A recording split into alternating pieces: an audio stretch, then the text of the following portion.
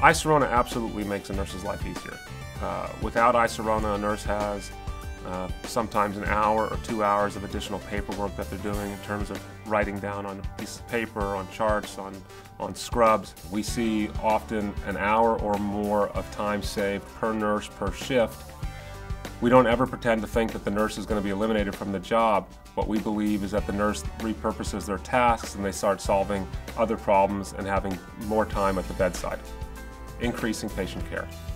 There's always a benefit of patient safety and accuracy with getting rid of that transcription, that middleman, so you're not dependent on somebody transcribing some information. So just that information is going to make it more safer for the patient, so when the physicians go to look at that data, it's going to be real-time data in the chart. We've had an increase in the accuracy of the data, which equates to patient safety, and we know that the correct numbers are being entered on the correct patient every time.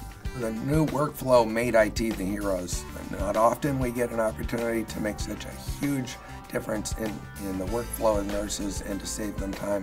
So the nurses were ecstatic with this. As soon as we could roll it out, the only downside was they wanted to know why we hadn't given it to them months before.